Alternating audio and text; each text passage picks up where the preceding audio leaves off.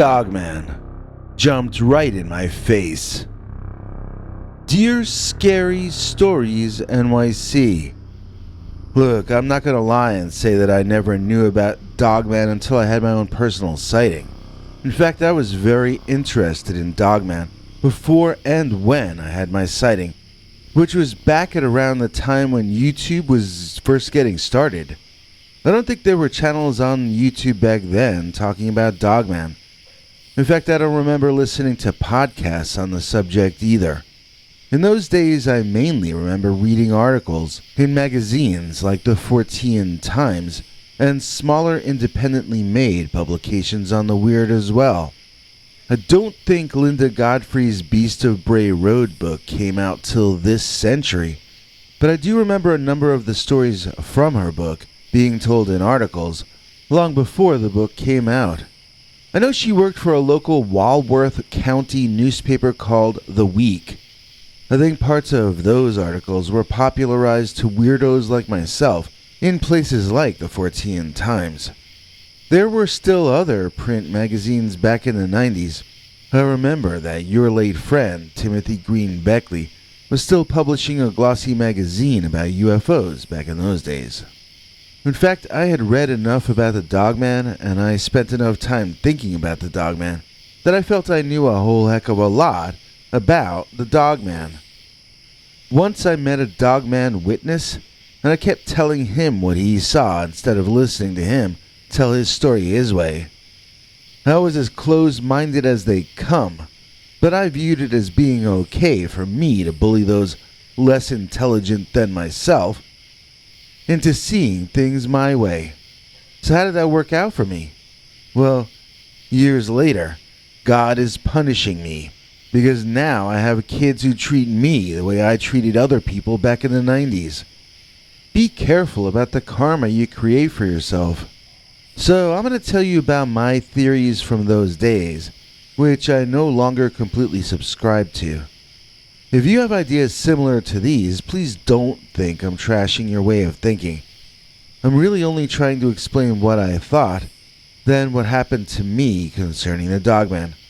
Hopefully even the people who don't agree with my change in thought might at least understand why the direct Dogman encounter I had might have caused me to see things differently. You can choose to interpret it as me growing and changing, or you can choose to see it as me giving up on logic and retreating into superstition out of weakness and fear. Or you can choose to view what I do through any other lens you'd like.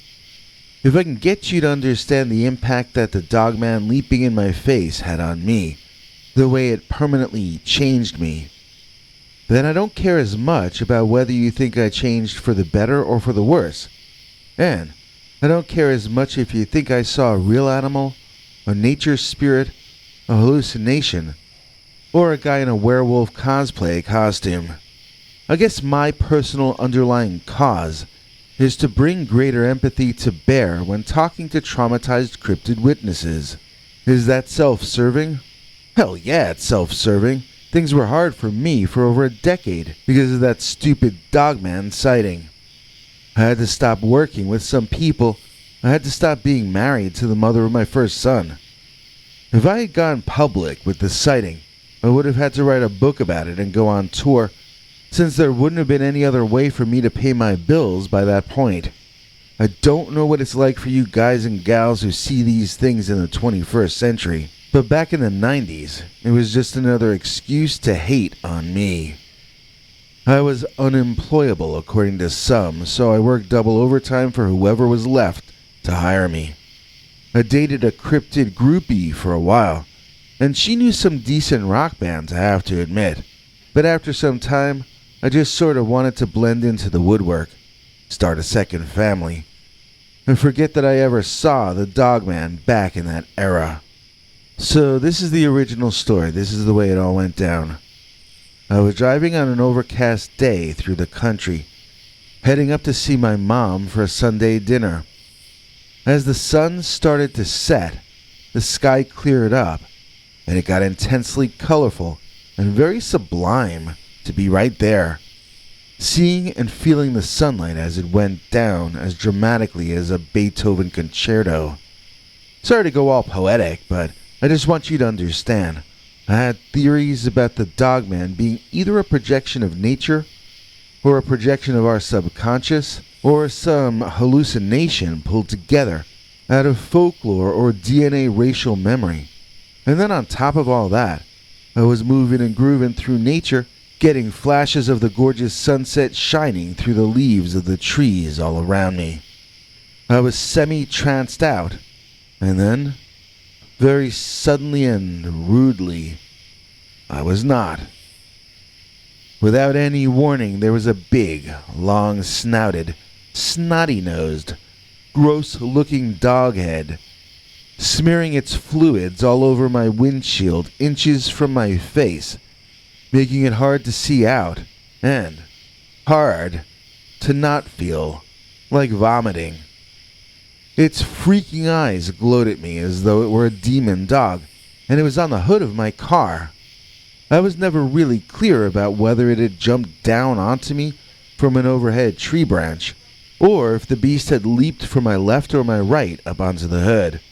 But there it was. I remember the loud crash. I remember my heart speeding up. I remember the car bouncing. And then, I remember little except amazement and horror about what I was looking at and what I was living through. I have had some people insist to me that my Dogman experience proves my Dogman theories. They say it was all some kind of heightened illusion brought on by my semi-tranced out state driving on that evening. There's a big problem with that theory, though. It all felt very real. It sounded very real. It looked very real. And I had to look at that gross animal snot on my windshield for some time before I could properly clean it off. If that was a hallucination, it was the most nauseating one I've ever had. No, I may not know where the Dogman jumped from, but I know for a fact that something real and physical and heavy landed on my vehicle's hood. That entire crate bounced and rocked. The weight of that living thing landing nearly wrecked my car's suspension. It was very real. It was three-dimensional, and it seemed to have very dense mass. It was not part of my imagination, because I don't think imagination dents the hood of your car, at least not usually. This creature was alive, but it didn't seem all that determined to stay that way.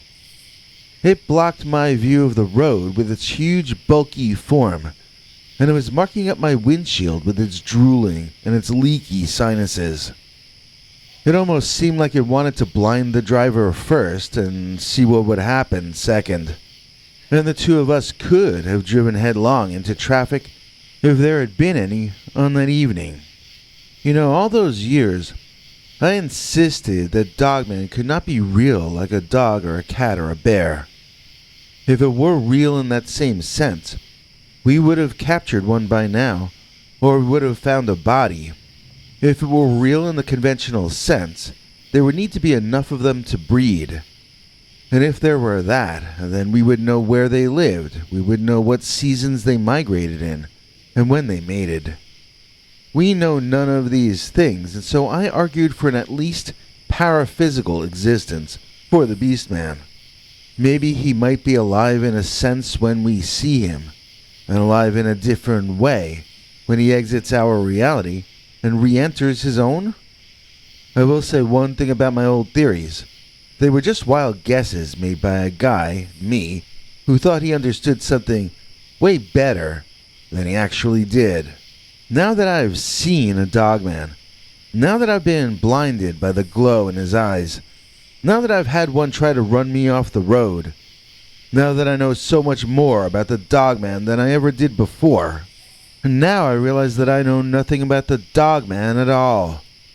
I don't think there are any hard and true facts about the Dogman that any of us can cling to. We don't know what species it is, specifically, or which other creatures it's most closely related to. We don't know what it's evolved from. And we don't know how often it reproduces. We don't know what it eats because we have no proven examples of its scat. And yet, with all my brain telling me that the Dogman must either be supernatural or extra-dimensional, or else it could not exist at all, I know for a fact, due to my personal experience, that it is very physical and it is very real. And this is undeniably true to me because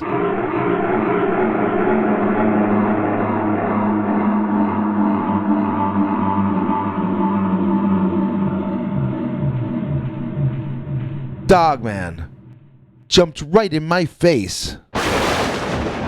There's always more to say about Kathy, no matter how you do the mathy. Please join me in thanking today's very special executive producer, Kathy Barrickman. Kathy is a top-of-the-line channel member, which means she gets all sorts of perks, which we are about to have described for us by our international TV spokesmongrel, Henry Lee Dogman. Hank? Thanks, Biggie. And thanks to all of you for watching this far. If you liked it, please click like. If you'd like to see more of our work, please subscribe. And also click that bell icon if you'd like to be notified when we put out a new episode. To become an executive producer, you can donate to us through the thanks button under each of our videos or through our paypal.me/PeterBernard209 page. To receive cool perks like secret uncensored Dogman episodes far too wild to ever run on this channel, you can become a YouTube channel member by clicking the join button, or join our PayPal subscribers club at peterbernard.com. Joining either at the $3 a month level or above gets you access to our over 25 hours of secret uncensored Dogman stories available nowhere else. Do you have a scary story about Dogman or some other kind of high strangeness that happened to you? Let us know by emailing us at scarystoriesnyc@gmail.com or by leaving us a voicemail message at 804-LA-SCARY. You may need to call back on that when it cuts off after I think 3 minutes. And if you don't want to do any of that stuff, thank you for simply watching to the end. Good night, and have a scary tomorrow.